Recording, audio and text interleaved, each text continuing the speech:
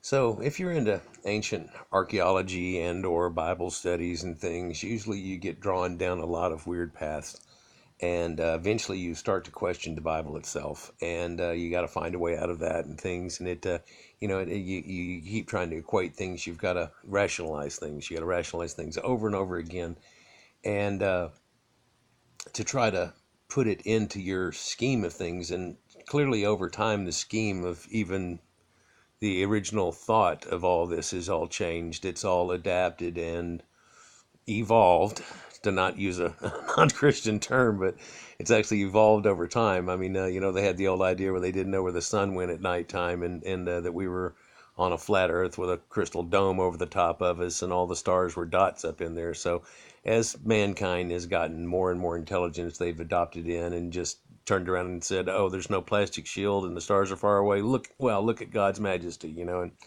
a lot of people are look at this and they just go, really, maybe I shouldn't listen to you because you apparently don't know, and you're using the knowledge of men to explain God's. And there's a lot of truth to that exact statement right there. And so you look back at ancient times and you find fragments of scrolls like this that's said to be a part of the Gospel of John. And it's supposed to be from around 120, 130. One guy said 135, and I'm like, man, y'all can't get that. You really, I mean, admit it. You can't get that pinpointy, but you can put it close. And then you can also look at exactly the way the letters are made and stuff, and you can pretty much put it right between a little timeline. And that's the way they do these type of things, along with, radiocarbon dating, argon, and a few other forms. So it's not, something that's just based on radiocarbon dating or anything like all these creationists try to think, and people are, and they're doing this all as science. And it's almost like, the Christians and people seem to feel like that all of this is just to refute the Bible and go against God. And it's, well, wow, what a silly ass notion. Should you be an Amish person or less? Or what's up? You seem to want to use all the technology, but it's of the devil.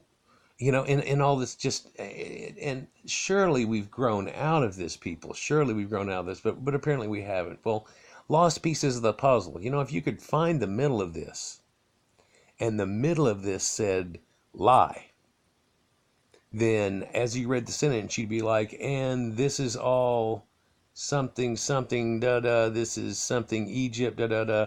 Oh, we find the middle piece now, and it says, this is all a lie, everything about Egypt in Hebrews. You're like, what the hell did that just say?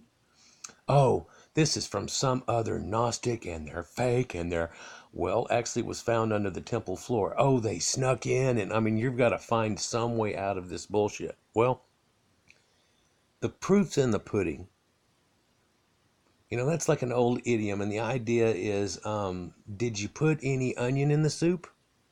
And she goes, yeah, I put onions in, and the guy goes, no, you didn't.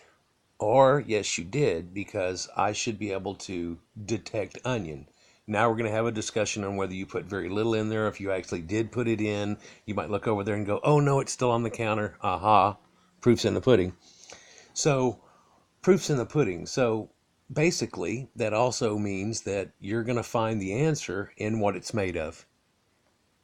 And it's an old analogy way, way back whenever they were trying to figure out, the original concept of atoms and what things are made out of. And there were states of matter, where something's a gas and a liquid and a solid, and then the solids are all this and liquids. And I don't know if y'all have ever looked into any of this, but you can look back at ancient thoughts and stuff, and it's amazing how these Greek people kind of had the idea from somewhere. And anyhow, I'm not going to go flip it back real quick where I thought in my mind I was right then, but let's stay on track here. So, pieces of the puzzle that you find in the proofs in the pudding. So, Greeks seem to have written the first Bible that they find.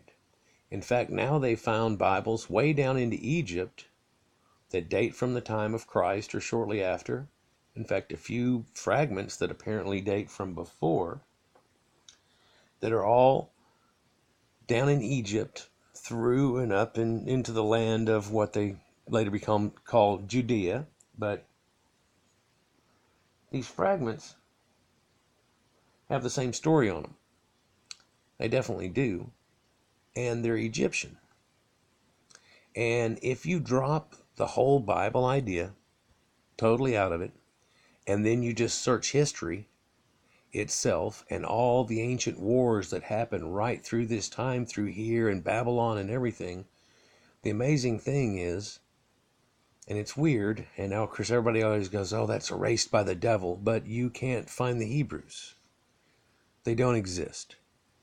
They're nowhere. They're, well, although they're nomadic running around the desert. Okay, we give an idea that these people are nomadic and running around in the desert, and they don't really have a place to stay. It's clear because they go around killing off other people and trying to steal their place to stay. It's kind of their edict. Their God tells them to go and kill off people totally to the last person and everything, and then ta-da, now you got their spot, and things like that. Well, that idea, there's real telling too. And so you start to find pieces of the puzzle, and I've been looking for this puzzle for a long, long time. In fact, so I'm looking at little pieces of puzzle, and I find out these two pieces go with this whole big old puzzle that I'm looking at over here. This is the oldest writings of the Bible that we can ever find, and they're all in Greek. Wow. Well, there's an ancient story that I had, but it's nothing that you can really latch on to and say that it's concrete.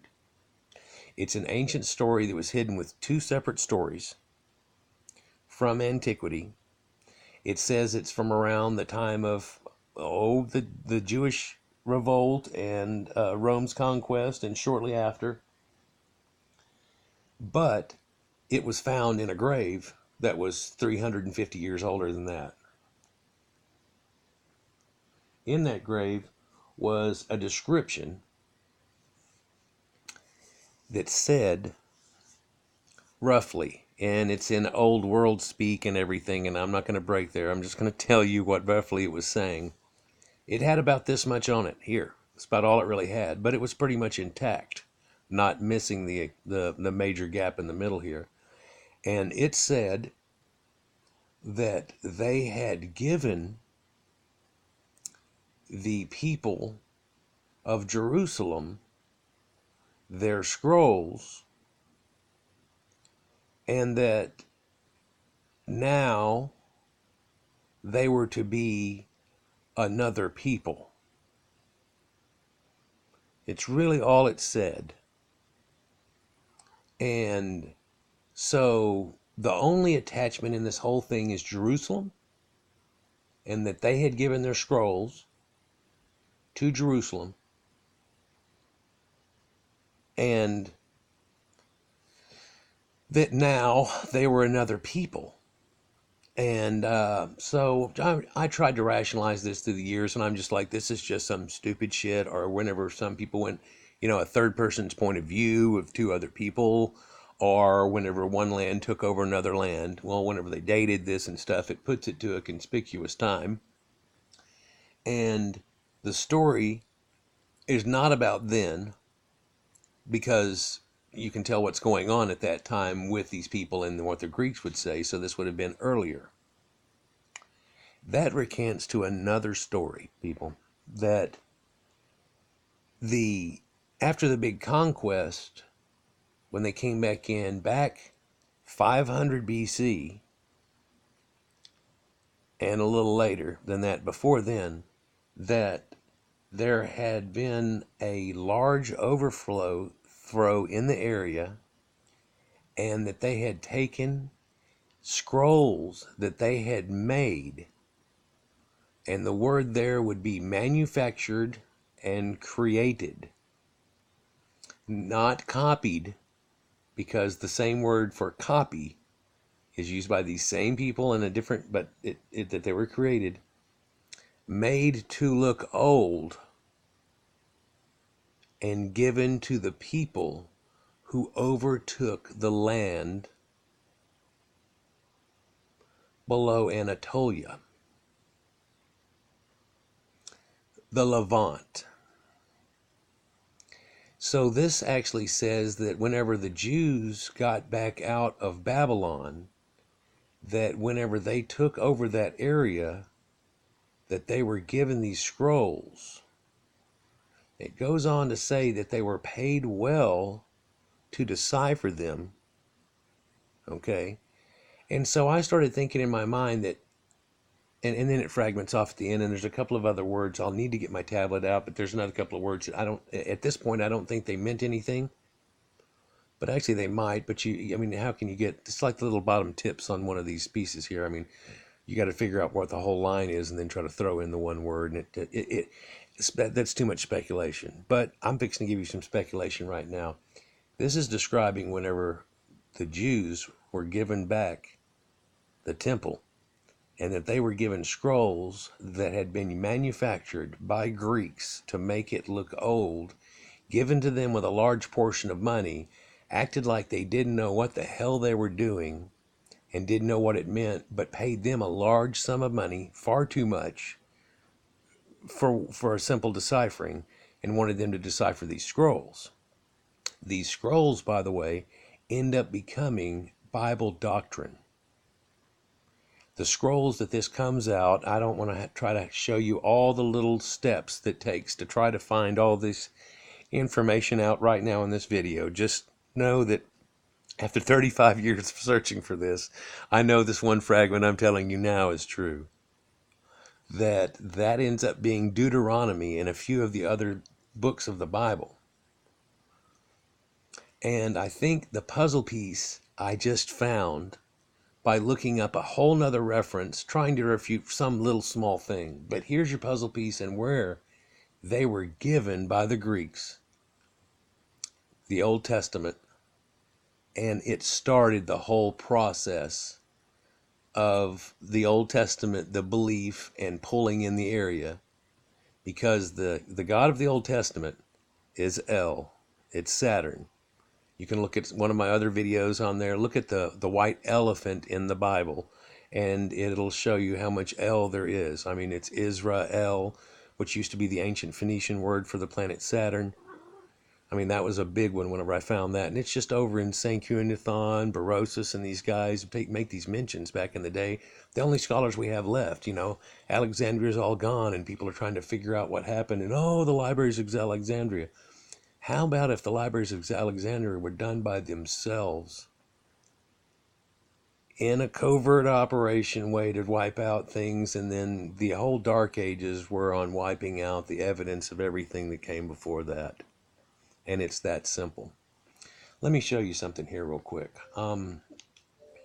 So Josiah, people that are Bible scholars should know this real well. Josiah was a man that ended up getting the Hebrew Bible given to him in very much the manner as the man said on the thing that had been hidden, but from the other person's point of view, from the people that had given it to him, not from, divinity gives to me, an angel of the Lord handed me. No. This was just Greeks handing them some dirty stuff that they had dirtied, that they had made and manufactured, and handed to them like, ooh, can you figure it out? Like this picture that's over here. They handed it to him, and they're like, ooh, what's it say? And then here he is they deciphered it, and they read the laws out to the king. Okay? So, if you look at this, Josiah, or Yashahu, okay, Hebrew would be pronounced, anyhow. Josiah, meaning healed by Yah, supported by Yah, Iyah. Well, Iyah is the Sumerian god of water, baptism, all those type of things. If you've looked at some other, and if you know about ancient Sumerian stuff, and Iyah was actually Enki, and he was the god of water that turns into what the Romans and Greek probably look at as being Poseidon or Neptune, who once was the god of the earth, but then became god of just the waters and rivers, and so on. He was blamed for all the earthquakes of the world, the flood, all kinds of things, but then that changes whenever people start looking at different changes on their ideals. It goes from that to a god named Kronos, which you can find in all the St. Cunithon and books and everything, where they say Kronos had caused the flood of the earth and doing all this, and he saved the people, which is actually a retelling of the Atrahasis and the story that's over in the Sumerians. And now we've come to find out that the Sumerians are much older than the Bible even says the earth is created. And whenever you look at the Sumerian stories, you can actually see the kernels of the ideas of where they got their stories from. In fact, if it's passed down from written mouth, you're probably lucky you get as much as you do in the Bible out of it. And it's probably because Greek scholars and everything were able to pull this shit out of it and attach it together. And they take a Babylonian Hebrew myth of nomadic tent people and they twist it around with Greek stories of Kronos and Saturn and his son Zeus, who ends up, if you'll look at it, is the Canaanite gods, is El, and Baal is his son, the lightning god, right? And so El and Baal is his lightning god, and then so that's Saturn and his son Zeus, who was Jupiter. At one time, Jupiter took over. You remember, Saturn was running everything, then Jupiter took over. And so there's weird allegorical stories, of course, that the Greeks and Romans have always had. And people always said, this is just a bunch of hoogity bullshit and a bunch of like guys screwing rocks and trees and nymphs and making babies and stuff. So it can't be a reality thing. It has to be something that, well, that's a little bright. Let's see if I can make that a little more. Yeah. So he, back in all the Sankunathon thing stuff, they tell you stories about this in Xanthurus, and so this is Zeusthura and the stories that are going on over here in Acadia. It's taken in by them, and strangely it connects them to the Babylonians and Sumerians. And just to cut through some actual puzzle pieces here, the Sumerians were known as the Aryans. And Aryans end up going into, and who are the Aryans? Well, the Caucasian-like people. They go up through the north area over the mountains instead of straight across and through the desert area that's all turning to crap, and become the northern people, the northern tribes, the northern people that are on the earth, and end up becoming Greeks, Romans, England, UK, Russia, Caucasian people, in fact, even Asians and so on. Anybody that has that same tone of skin, although there's variations on a theme. Just like through an area of the UK, if you went back long enough, you'd find variations on a theme of leopards, variations of a theme of different types of antelope and gazelles as you go across. And this one's a little more like this, one's a little more like that, but it's due to selective breeding and things that's like shown in evolution, okay? And you can end up with this with people too. I mean, you can take people that get better tans and people that get lesser tans, and the better tans breed with each other and get darker, and the lighter tans get lighter and stuff.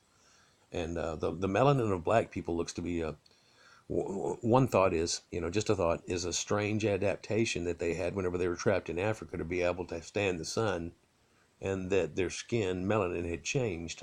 Researchers now say that their melanin in their skin is built off of sulfur instead of selenium, like in all the Caucasian races. And then it shows there was an intervention at one time, like a mutation that ended up enabling them to withstand the sun a whole lot better.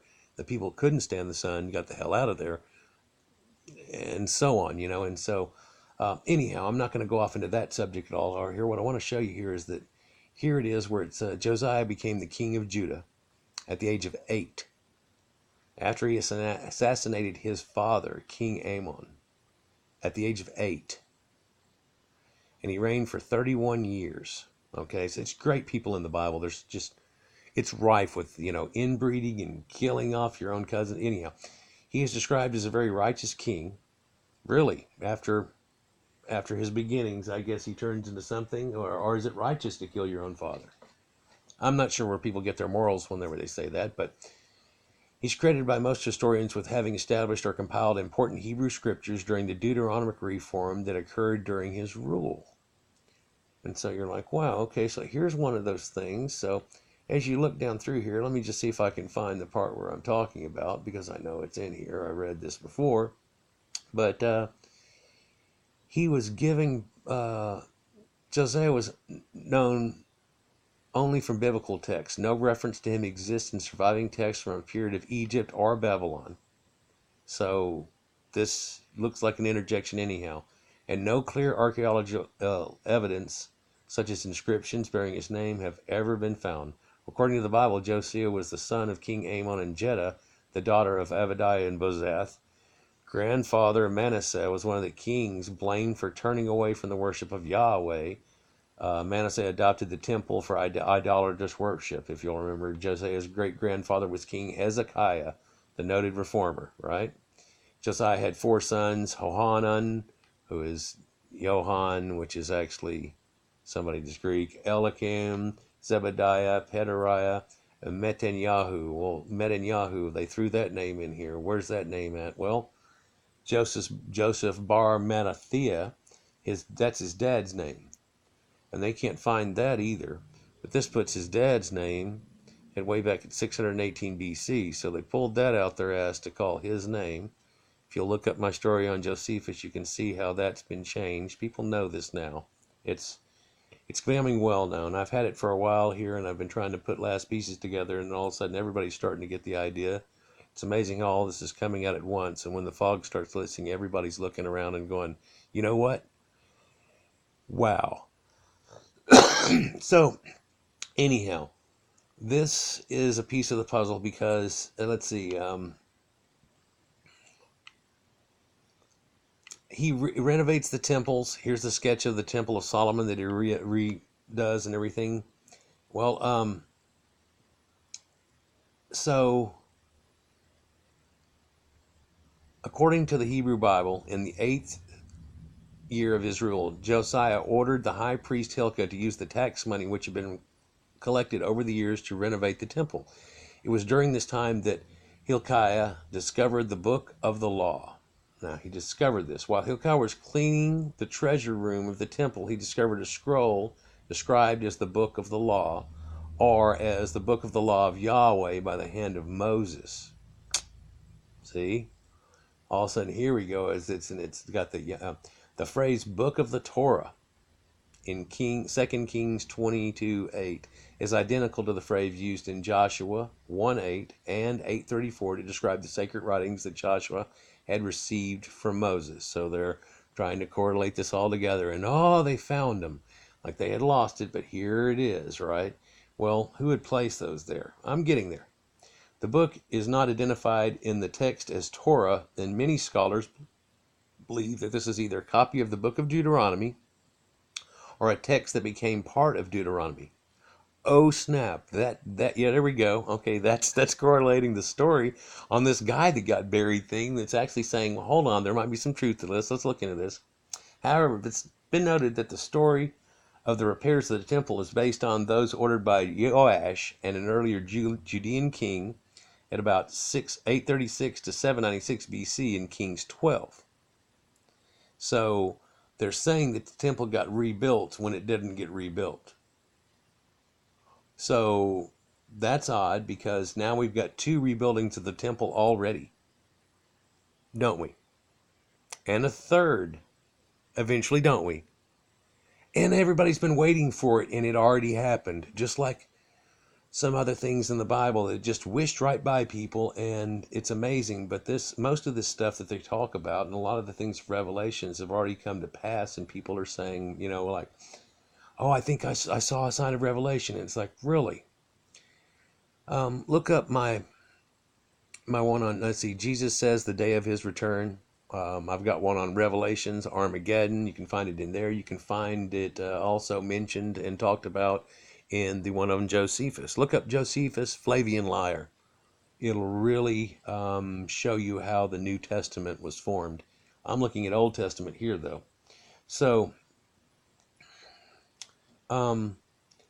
he brought the scroll to Josiah's attention. Josiah consulted the prophets of Huldah, who assured him that the evil foretold in the document for non-observance of his instructions would come, but not in this day, because he said, thine heart was tender, and thou didst humble thyself before the Lord. So an assembly of the elders of Judah and Jerusalem of the people was called, and Josiah then encouraged the exclusive worship of Yahweh. For the first time, because they found these scrolls at this time. They were already worshiping the whole pantheon, and now they're supposed to drop the whole El Pantheon and then just go for Yahweh himself. Of course, this doesn't happen. If you read the Bible, it doesn't happen. And So an assembly of the elders of Judah and Jerusalem and all the people was called, and Josiah then encouraged that worship, forbidding all other forms. And the instruments and the emblems of the worship of Baal and the house of heaven were removed. So whenever they talk about the host of heaven, the great host of heaven, and everybody keeps going, yeah, that's God. That's actually a Baal thing.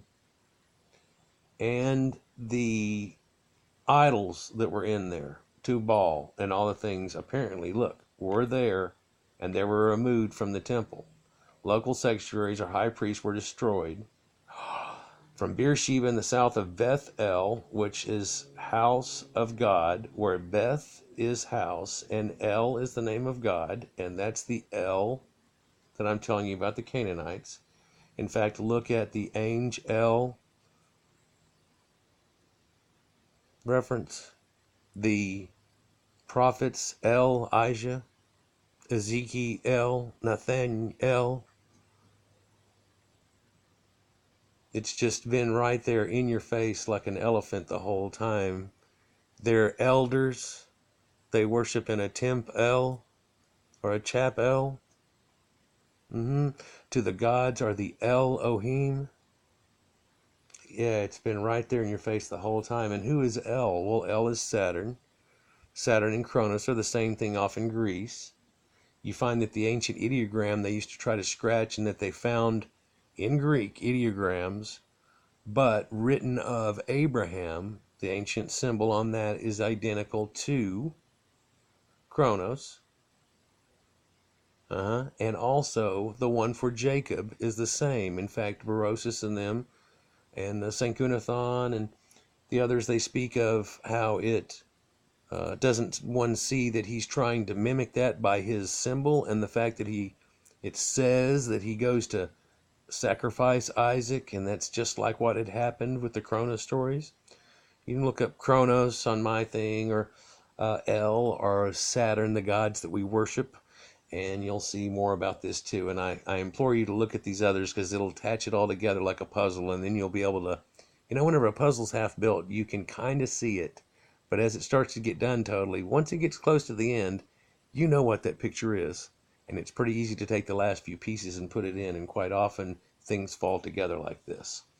But so Josiah had pagan priests executed, and even had the bones of the dead priests at Bethel exhumed from their graves and burned on their altars. Josiah also reinstituted the Passover celebrations. So they had not been doing their type of Passover celebrations, and they went into their type of Passover celebrations. So during that whole time. And now it was going to be a new thing about the Exodus deal, which, modern scholars to this day, even Jewish scholars, will tell you never happened. Never happened.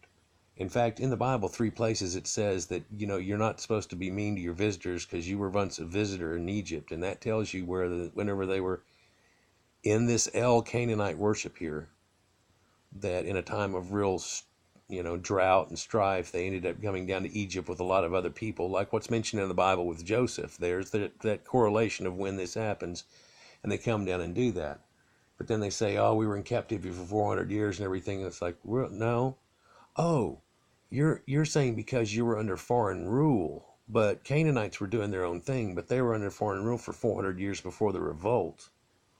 And then you come to find out, this revolt, that sounds like Jewish revolt. And there's about 6 revolts, and they're all by Jews. And boy, Jewish people are hellish revolt people. Hold on, what's weird is, weren't they the tent people? And they come in and infiltrate, and then they revolt.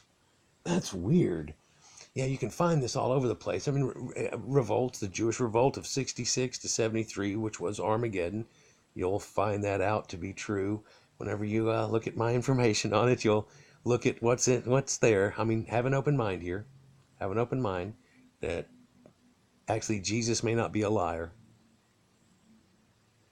And Jesus said that it was going to happen at the Mount of Olives in their generation, and that his apostles would not be dead whenever it goes down. And a generation in the Bible is 40 years. He dies in 33, and 40 years later is 73, and that's whenever the fall of Jerusalem happens due to the hands of King Titus. Yeah. And then that's exactly when it happens. The only thing is that nobody came riding in on white horses. Well, yeah, King Titus did, and had a chariot pulled by 4 horses, and I guess there's your 4 horsemen. Yes, sir. And the 7 seals is his steps coming down and everything. It's all coming to light now how this gets turned in. Rome and Greece, how they take all the surrounding gods and they adapt them into themselves, like Kronos the Phoenician, which this is Phoenician, and oddly enough, the ancient Canaanite dialect was Phoenician, and ancient Hebrew is identical to that. You go back far enough and you can't tell them apart, that they had to adapt it from there, that Greece adapted it from there. One real telling thing, the Bible is sure eloquently written and it's got great prose in it. And do you think nomadic sheep herders had great prose? Who's the people that held that prose back then? That's the Greeks. Earliest Bible Septuagint we find has been written by the Greeks. But so here we go looking at this. According to Kings, an unnamed man of God, sometimes identified as Edo, has prophesied to the kings of Jeroboam and the northern king of Israel, Sumeria, approximately 300 years earlier, that a son named Josiah will be born in the house of David, and he will destroy the altar at Bethel. And the only exception to this destruction was a grave, unknown prophet he found in Bethel, who foretold of these religious sites Jeroboam erected would one day destroy thee, da da da. So here it's telling you that whenever they found these writings, that it foretold what they had just gone through, and they go, wow, look at this. And it just blew their mind, and they're hooked like a fish. But in reality, it had been written recently by the Greeks, muddied up, handed to them or put inside their church there, and this guy that they can't ever find whatsoever any word of, bet he's Greek too. Bet he's an infiltrator that came in and just boom, here's y'all's history right here. I don't know what it says. Maybe you can figure it out. Right? So, according to later accounts in 2 Chronicles, Josiah destroyed altars and images of pagan deities in the cities of tribes of Manasseh, Ephraim, and Sihon. It's amazing. The Bible has been proven to be having been written. The earliest pieces of it, perhaps 700 BC. Most of the rest of it is after they get back from Babylon and much after. And so, here's your interjection right there. There's another place right here where it says something real important, and I've lost it here, people, and I don't want to try to read it all out to you. But it tells you that, maybe this is it. When Josiah became king of Judah around 640 BC, supposedly, the international situation was in flux. The Assyrian Empire was beginning to disintegrate. Neo-Babylon Empire had not yet risen to replace it, and Egypt to the west was still recovering from Assyrian rule when the Assyrians came down and destroyed them. Notice in all this stuff, they don't have any mention of it. So Jerusalem was able to govern itself in the time being without foreign invention. In the spring of 609 BC, Pharaoh Necho II led a sizable army up to the Euphrates River. Well, that same year is when other things are accounted for too that happen at the same time, and it can help you correlate what goes on at the same time from one person's point of view from another, but consisting mainly of mercenaries supported by his Mediterranean fleet along the shore. Necho passed the low tracts of Philistine Sharon. However, the passage over the ridge of hills, which shuts in on the south of the great Jezreel Valley, was blocked, and the Judean army led by Josiah. And this is whenever Josiah tries to stop him, And so he may have been considered that the Assyrians and Egyptians were weakened to death by the Pharaoh Psamtik, and 1 year earlier, so in 610, had been appointed and confirmed by the Assyrian kings Esarhaddon and Ashurbanipal. And if you do any studies, they're way, way stuck into things. And something nobody ever notices is, you remember the old Carl Sagan movie Contact that is so cool, where they find ancient alien contact and stuff? That man that funds the whole operation, and nobody ever makes this correlation, his name is S.R. Haddon, and Haddon Industries. And he wants to let you know that he found something That's a straight Jewish man right there, but you know what his beliefs were if you've ever watched Cosmos. And so he found out things and he wanted to throw something in his book and put a point out to it. And here he goes with this. So anyhow, Josiah attempted to block the advance at Megiddo, where a fierce battle was fought and Josiah was killed. Necho then joined forces with his Syrian Ashurbanipal and together crossed the Euphrates and laid siege to Iran. The combined forces failed, though, to capture the city. Well, there are two accounts of Josiah's death in the Bible. One says that he met Necho in Megiddo. He just killed him. The other one in Chronicles tells you that he was fatally wounded and he made it back to Jerusalem before he died. And that his death was a result of not listening to what Necho had said in God's command.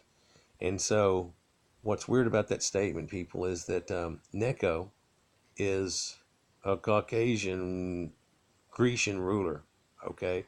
And so apparently Caucasian Grecian rulers in the Bible have God on their side, and Necho had said at God's command, so he wasn't listening to it. And then Necho stated, What have I to do with you, the king of Judah? I am not coming against you today, but against the house which I am at war. And God has commanded me to hurry. Cease opposing God who is with me, so that he will not destroy you. So in other words, he's like, out of the way, Peck. I'm on the way to fight somebody else. And Josiah jumps in and acts all cocky. He tries to get into a fight with him at Megiddo. By the way, Megiddo is the Har Megiddo, and that is Armageddon of the Bible. And the whole twist on how it's supposed to come back and avenge is because of this. And the Har Megiddo and Armageddon and how he had gotten killed off for doing something wrong and being against God in the first place. But it was going to be an avenging of this because after that they get screwed over. Anyhow, so the book of the law, if you look at this part here, and you can pause it and read this real quick and everything, and I'll go through a part of it and everything with you, but so the book of the law that they found out that Hilkiah found in the temple during the early stages of the Reformation, when much of the 1920s it was agreed among scholars that it was an early version of the book of Deuteronomy. But recent biblical scholarship sees it as a largely legendary narrative about one of the earliest stages of creation of Deuteronomist work. According to the Bible, Hilkiah gave the scroll to his secretary Shaphan, who took it to King Josiah. So this is the pass-off here of giving it to him, and then he finds it, and then they start taking it in as scripture. And something that had been written long before, and something that had the whole battle, and it was predicted, and it must be divine. And so what are the laws? Well, these are laws that the Greeks had written into their stuff off of laws from around them that were very familiar to them. So they were like, oh yeah. And these are laws which you can find now. They're in the book of the dead. But in there he says, I have not sinned. I have not killed. He doesn't say, thou shalt not. He says that. And then the other laws, you can find half or more of those in the laws of Hammurabi's Code and things that they might have been familiar with too. And so it's a real familiar thing putting it all together for them. And also it's a way that we were able to find this out by the showing that that he stole it. But you can pause this again and read through it right here. I'm not going to read through the whole thing, but the book of the law, he supposedly wiped out all the pagan cults that had formed within his land, and he among his people had entered the new covenant of the Lord, and so on. Well, the wars that happened before that killed off most of them. And, current archaeology shows that the places that Jacob supposedly went through and killed 1, 2, 3, 4, 5, 6 are hundreds of years apart.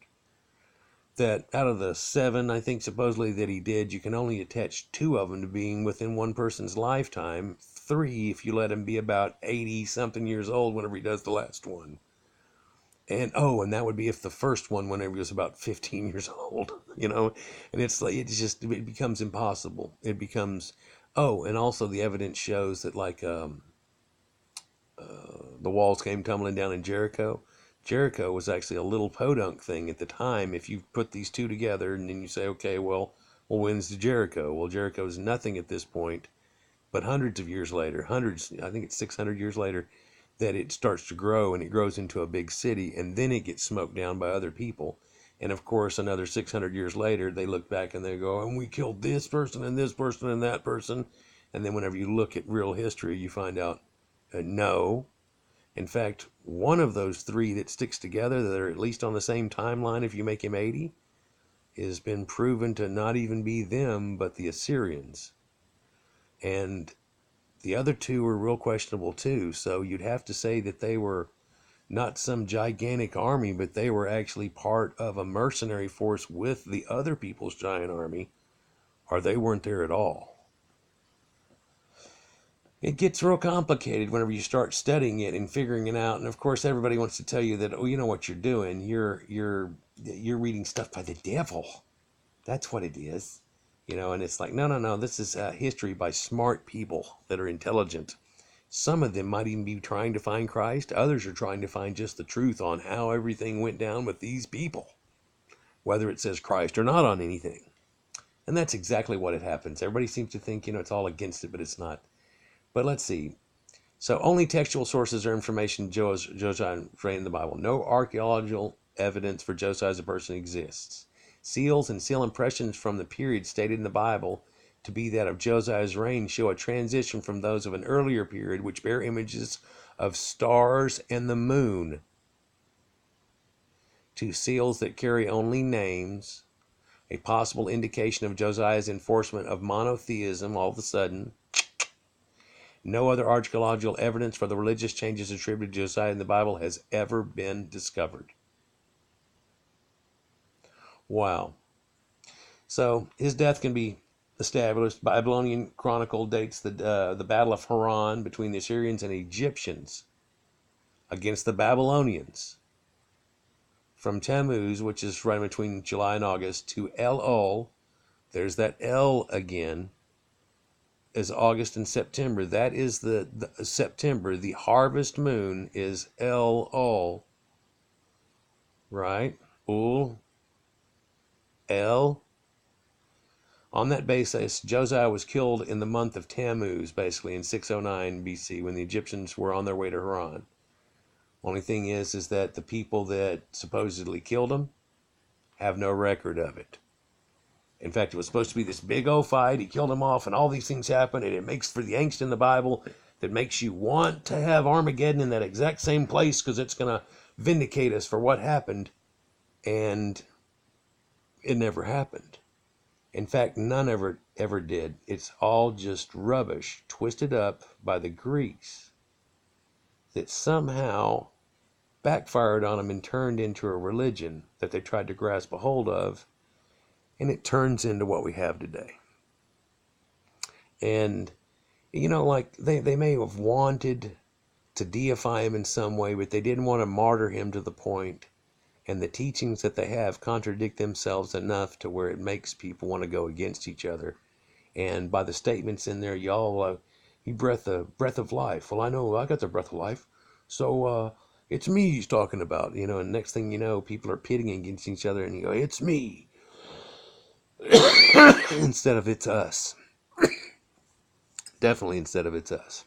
But, so he starts prophetic activity after that in the reign of Josiah and all these type things and stuff. And I guarantee we can find where that was written and given to him about the time that was older, and probably told him that it was old scrolls and see what these say too.